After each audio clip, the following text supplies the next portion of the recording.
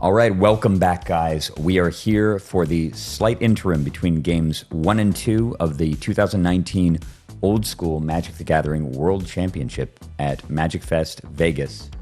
And I'm still here with my good friend Sam Tang. And when we last left off, I was just polishing off my opponent here, Peter Dentith, I believe was his name, in the first game against his Basalt Monolith Power Artifact with side theme of Artifact Creatures deck. Before we begin game 2, actually, I wanted to touch on sideboard. And so I'm going to throw, I've got my deck list up here from the event, and I'm going to throw to Sam to see what he would be sideboarding against Peter's design. What do you think, Sam? All right, well, we got this great looking photo of the entire deck laid out, and on the bottom we have our sideboard. So I don't think we need to bring in Ivory Tower, Wrath of God, or Greed. Maybe not necessarily the COP Breads or the Hypnotic Specters, but my attention does go to the Divine Offerings. And then also maybe Blue Blast, but you know, how many Blue Blasts? Probably not all 4, but definitely I want to bring in those Divine Offerings. I think that's a perfect assessment, honestly. And in fact, I think I probably would have gone with a nearly creatureless creatureless sideboard against him. I'm sorry, a creature defenseless sideboard against him. I did see Triskelion in the first game, but Triskellion's an artifact creature, and it dies essentially to splash damage. All the extra artifact kill should be able to deal with Triskelion just fine. So I would normally have pulled out cards like the Abyss and Swords to Plowshares, and I would have brought in Divine Offering. I probably would have brought in a pair of Blue Blasts, and I might have honestly gone after the Specters.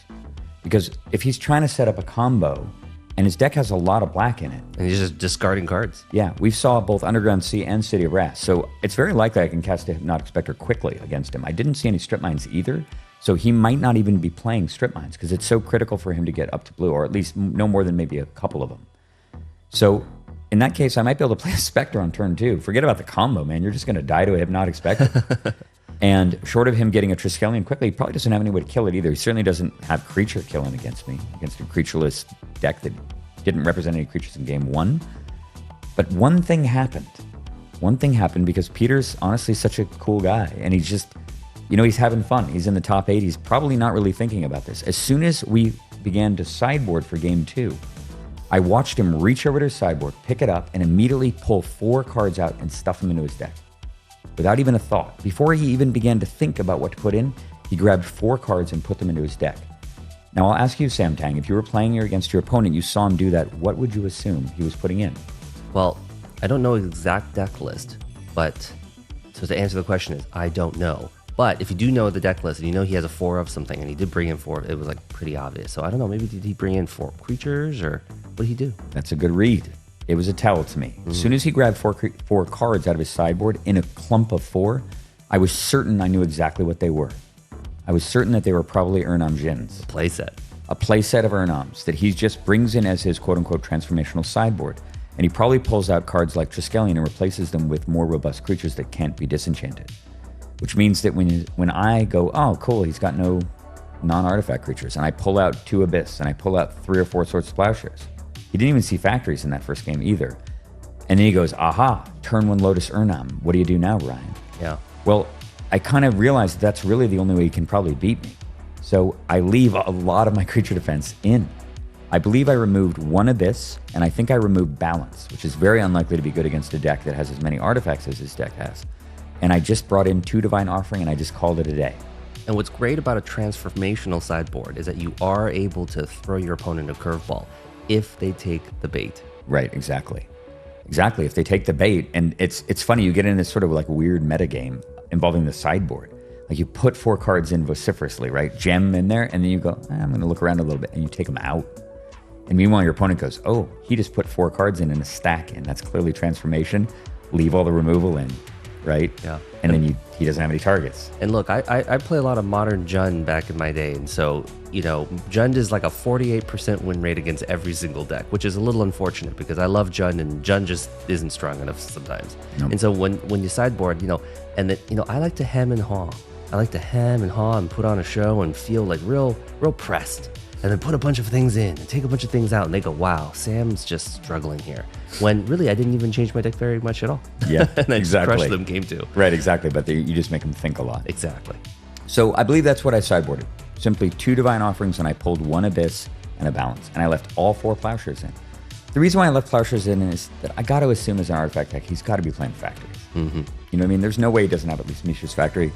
And so the swords have great utility there. I want to be able to Swords, Plowshares as factories and save Strip Mines and Disenchants and Divine Offering for actual threats. Right.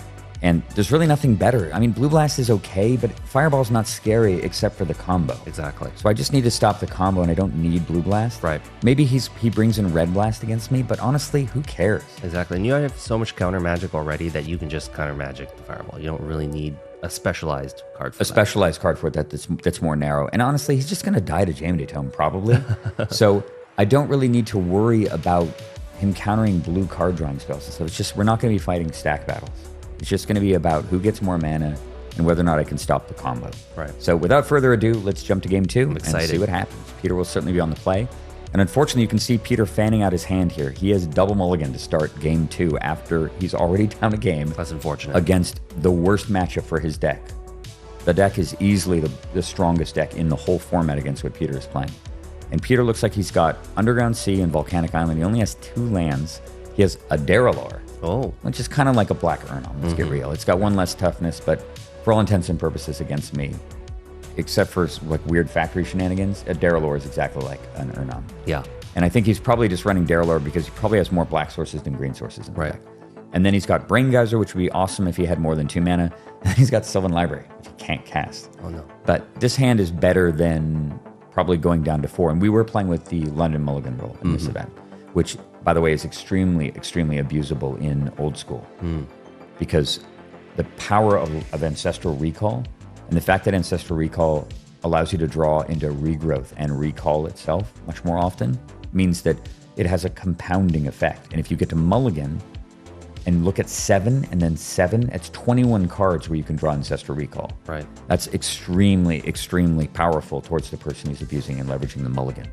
So this, I think, was one of the first major events that was played with the London Mulligan rule. Remember, this is August 2019. Right. And it wasn't that old. So it was kind of still fresh in everybody's minds that we were playing with that Mulligan rule rather than the Scry one. And it had a huge, profound impact on the whole event. I'll say one more story about it later on, but I don't want any spoilers. So Peter's looking at his hand. He's got to keep it. There's no way he's going down to 4. No way. And I have a hand of 7. So whatever his odds were of winning game 2, they're a lot lower with 5 cards. Yeah. And just like we start, hand down, staring at the opponent. Yep. Plays the land pass. Plays an Underground Sea and passes. He's showing his hand to Daniel. He's thumbing Daralor. Dan wants to zoom in on it because it's not a card you see very often. I was really impressed by that card when it was released in Fallen Empires. It was a kind of a sleeper. Kind of a sleeper. A 4/4 for 4 mana was an anomaly, particularly when it wasn't in green in that era. So he draws a Disenchant. I don't know how he expects to cast that. I guess he's got Fel Wars and Cities. So I expect the Disenchant as a sideboard card. And I have a very glary Underground Sea there. Now you can see my hand. Hopefully I'll fan it out for Dan. It looks like it's just all mana. All right, bang. Felwar Stone, Mind Twist, Brain Geyser, I think, Time Walk, Disenchant, Factory, Strip Mine, and whatever this blue card is. You notice there's a white border card there. If you remember back to the deck list I talked about in the deck tech, it was the Julie Barrow Altar. This is before that happened. No. So we'll be able to see my original art. Oh, nice. You can compare it to Julie Barrow's masterpiece. Awesome. And judge accordingly. I'm not sure what that blue card is, but it looks like a alpha frame or a beta frame. Yeah, so it's counterspell. So you see me thinking about what to do here. I don't have white mana yet, but I do have a Felwar Stone. I just don't feel particularly scared. He's only got 4 cards. So I'm thinking honestly about strip mining here. And I may have picked up on some, if I do strip mine, it means that I was watching him and I kind of just looked at his body language, looked where he drew that second land out of his hand, that he didn't sort it, that he looked dejected. And to me, when I'm smelling blood, I'll go after your lands early with a strip mine, particularly if you've double mulligan. Right. And because I have so much more mana, it probably does make quite a bit of sense to strip mine here. But I may decide instead to time walk. I might play a factory and cast a Felwar Stone. And it looks like that's what I'm probably going to do. I might just time walk here, but I think I'm just going to play Felwar. Oh, I do time walk. Okay. Totally reasonable play. Either one. That way I can play Felwar and strip mine. And in fact, it's exactly what... Okay, so I draw a recall. That makes the strip mine even more powerful. And remember when I talked before about why Felwars are so good? Because you can both strip mine and develop. This is exactly that situation. So you see me bring the strip mine to the front. The question is do I use it right away? And it looks like I don't. I decide instead to see. So I haven't gotten a good read on him. And this Felwar Stone is awesome because now I have counterspell magic. counterspell mana up, and I was able to develop. So he draws another card here and picks up, looks like a dual land. Is that a Tundra? Oh, it's a Pearl. So you know that I have counterspell in my hand, and I saw him draw the Pearl and hold it and then play it. I watched him do it. So what do you think about my decision not to... Notice I don't have disenchant mana right now. I do have a disenchant in my hand, but I have no white mana. I believe I have a disenchant. But him playing the Pearl is a bit of a tell, and I don't counter it. What do you think about that play? I think... I'm trying to think here. I think not countering it is more disciplined because you let him just play the mana source. Like, okay, great, it's a Pearl. But then you're able to then counter whatever he casts with it. And so it's essentially the same effect. It's a very valid point. And this is one of those rare situations where I might actually consider countering the Mox. But I think Peter was hiding enough of his hand state, probably just in his general demeanor, being kind of dejected. He's already down a game. He's double mulligan. He's just not feeling strong. So I didn't get a strong tell that the Pearl felt vulnerable or that he didn't have another land in his hand. That's probably why I didn't think about countering it. I think the double mulligan makes it so that whatever he does have in his hand is more valuable to him in that point. And then when he draws the Pearl, he's like, well, I have to play this because if I don't have any mana sources. Yeah, and it gives him, of course, the ability to now interact with that disenchant. Right, and he may not continue to draw mana sources. He may just continue to draw cards. Yeah. You see him sitting about different things. He moves this Brain Geyser over to the left side of his hand. Honestly, in his position, I might consider Brain Geysering for 1 here. Sometimes you got to just burn the card, but he instead decides to chase after the Fellwar Stone.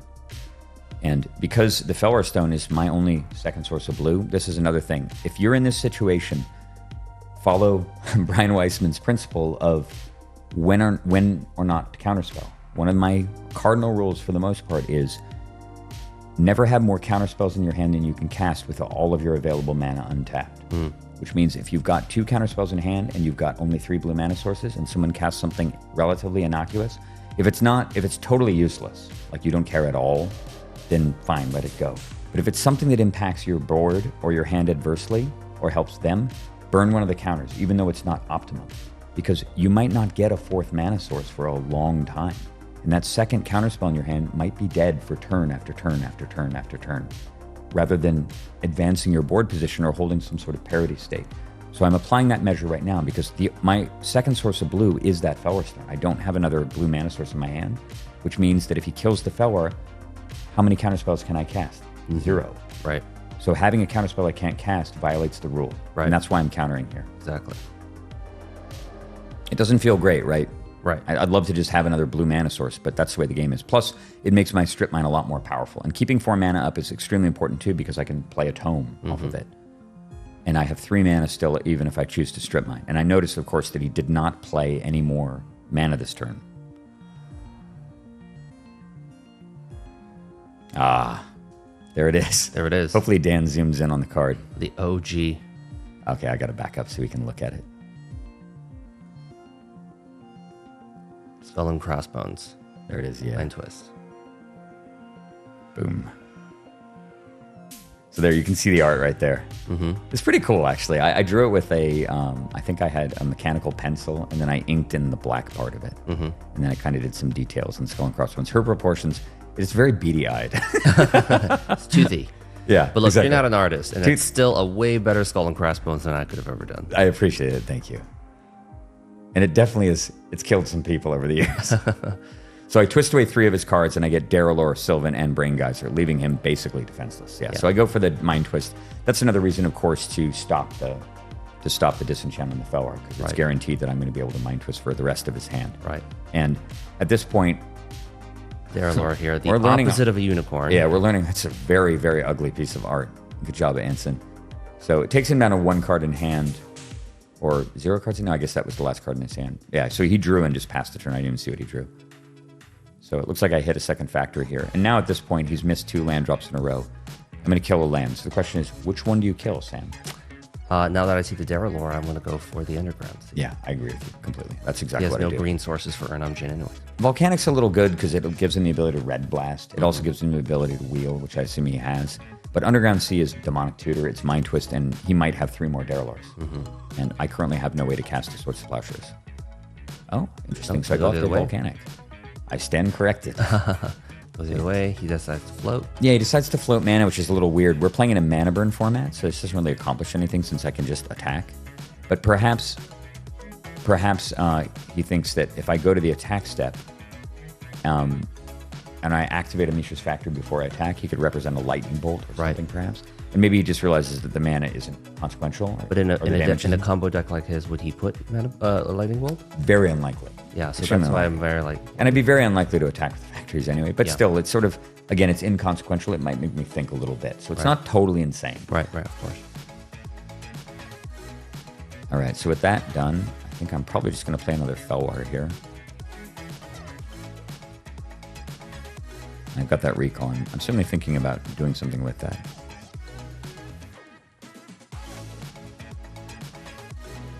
Thinking about what to... Okay, so... Yeah, looks like I'm just going to attack for 2. So I'm sort of sensing blood here. He's missed 2 land drops. He's mind twisted down to 1 card. Just the range of things that he could even have at this point are low. So I've got this lull in the game where I have an incredibly strong advantage. And this is where the factories can be so decisive. This is something that was very different from the old the deck. Because with the old the deck, I'd have to tap out and have a Sarah right now to close the game out while my opponent is vulnerable. And because the old the deck didn't run factories at all, there was no reason to use them. They were much weaker, and I had moats, that you would often have the opponent in this kind of a situation, and then they would kind of get back in the game. And the fact that I have 2 factories in play means he doesn't have a lot of time. No. Those factories are just going to beat his face in 4 damage. Pretty fast. Quick. Fast clock. It's a fast clock, exactly. And I did miss a point of damage there. I could have played the Felwar and gone activate factory attack for 3. Although leaving a factory, a land untapped doesn't make you totally... It represents at least some interaction, and I may have decided... So you notice I pulled an Abyss, right? So even if he had gotten the Darrellor, it would have died right now. He would have triumphantly played it and just kill it with Abyss, and he would go, why is that in your deck still? So you notice me looking at the graveyard here. Looks like I'm probably going to recall for 2. Just to really, really... Oh, Braingeyser for 3, actually. Yeah, it makes more sense. I could recall for 2, but I'm going to fill my hand up first. Right. And I think it's better that you fill your hand up because you are already ahead. Look at that insanity. I drew Pearl, Sapphire, Divine Offering against this Mox. That's just, honestly, it's criminal. It adds insult to injury. Yeah, I really did run well throughout the whole event, I think. Much, much better than I did in 2018. And the thing is that I don't expect to run well. I expect to run roughly 50th percentile. So I account for everything. But when I run well, I don't tend to lose any games. You run great. Yeah, I run great, exactly, because I can take advantage of every little thing normally. And I'm kind of used to always expecting a famine situation. So when my deck gives me feast, I eat heartily. I eat heartily, yeah. And I apologize for sometimes misjudging what I'm going to do. I played this game 4 years ago, so it's been a little while, and that's why I decided, for example, to Braingeyser there instead of recalling. My 2023 brain might have recalled. In 2019, Braingeyser seemed better. But I'm able to play these 2, and I'm almost certainly going to just nuke down the Pearl with Divine Offering. I'm keeping Disenchant in my hand. I've already seen a Sylvan, for example, so it's just more flexible. I don't care about the life. And now we're up 7 mana to 1.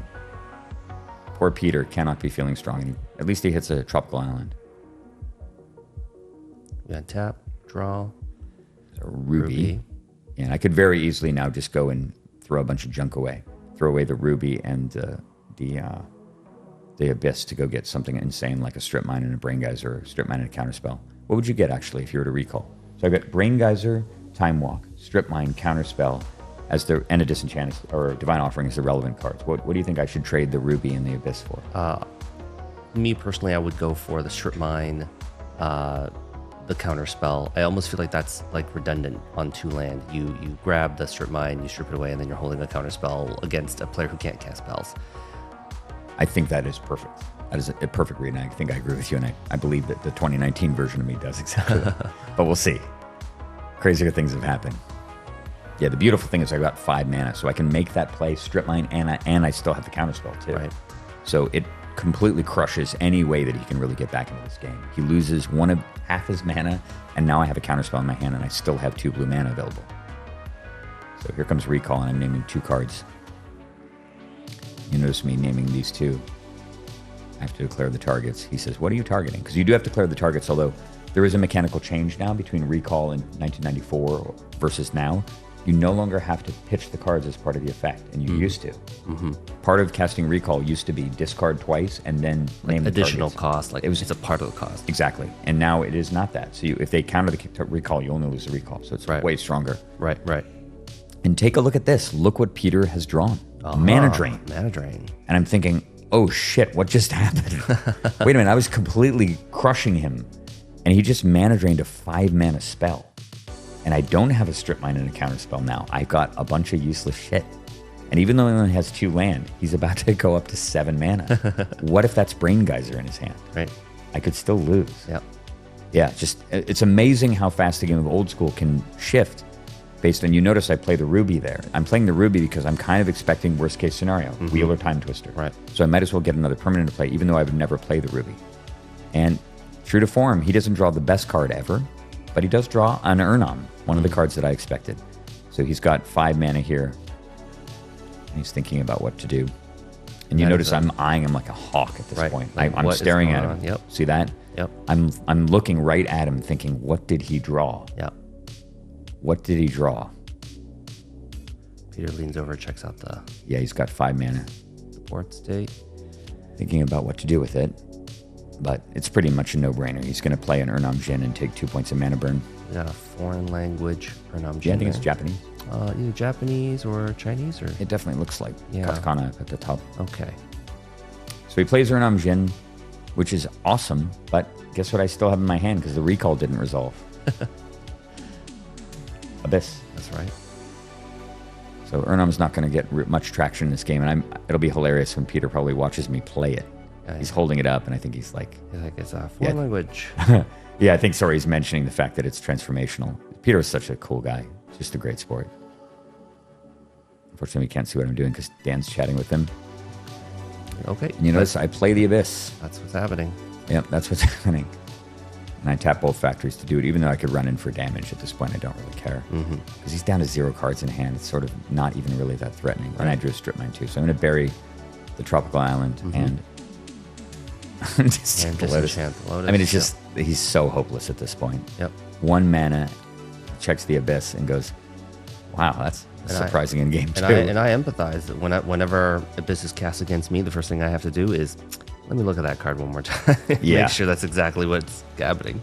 What I think is happening. Yeah, just checking out exactly what it does. And I'm sure Peter is thinking to himself, why is Abyss still in the deck? But we know why. It's because he went and did his transformational sideboard thing right in front of me in a very blatant way. All right, so I'm activating 2 mana here. We're going to smash for 4 with 2 factories. And this game's going to end in a hurry. Peter's going to have to get insanely lucky to pull himself out of the fire here. And he could, with the Lotus gone, it's even harder, which is another reason why he probably shouldn't have played it. Because at least he could still top deck.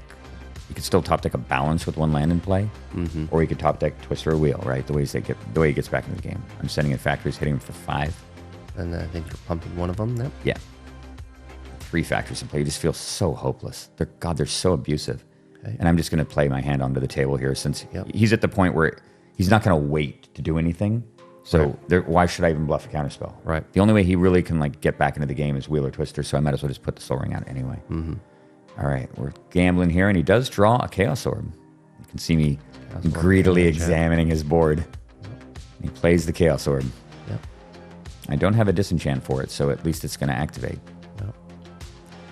It's interesting that he's going to decide to pass the turn here rather than using it right away. Both players are wide open, not really any cards in hand. Okay. Yep. So I activate all 3 factories, and he does the right thing here. And the reason why he doesn't want to use the orb before I tap all 3 attackers is because, I'm sure, do you know why? Oh, yeah, I know you don't have a lot of experience with factories.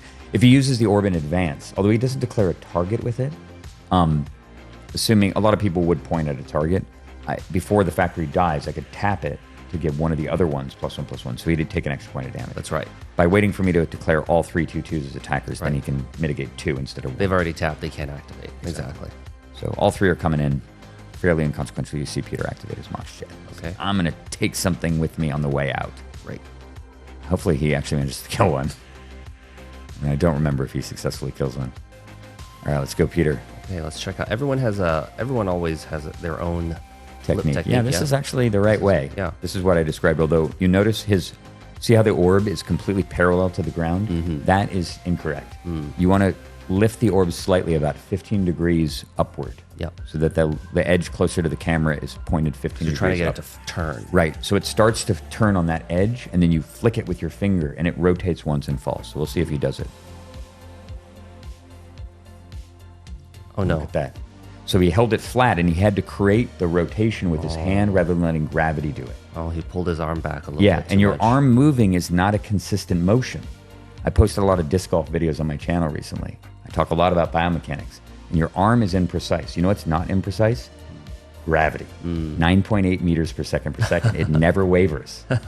So you know, and your brain can predict how fast things accelerate under gravity. They know what it looks like. So your brain can predict its acceleration as it falls and account for that. But you can't account for your arm jerking in an unnatural way. You want to know my technique for always getting good Chaos Orb flips? Sure. I double or triple sleeve so they're heavy as fuck. And then by the time you flip them, they just drop like It's a like a brick. brick. Yeah, exactly. Exactly. You just strap it to a brick. All right. Unfortunately, it's hardly relevant. And this is so funny, too, because if you were to actually play Chaos Orb the way it was intended, blew what up did his Peter entire just board. do? He literally made himself have no permanence. Yeah. He managed to throw the orb exactly to land on all three So of in his cards. 1994, it's just like, uh-oh. Yeah, it would have been a very fitting end to this rout of a second game. And he laughs about it, and he extends the hand, and that's it. Peter's an awesome sport. You see Eric Froelich in the background look over, and with that, I go up 2-0. I win the quarterfinals, and I advance to the semifinals. Here we go. Where I will be facing a doozy of an enemy. Yeah, Eric Froelich sitting in the background, lurking real back titan. there. Yeah. Yeah, with one of the strongest decks in the format, played by arguably, in my opinion, probably the second best old school player in the tournament. I know that Froelich doesn't have a lot of experience in old school, but he's a masterclass Magic the Gathering and poker player in the Hall of Fame. And the Hall of Famer Magic player as well. Waiting for me in the semis. And guys, you have those games to look forward to. They are incredible. Stay tuned. Coming up, Sam, thank you so much for joining me for those last two games. Can't wait to see what happens in the semifinal.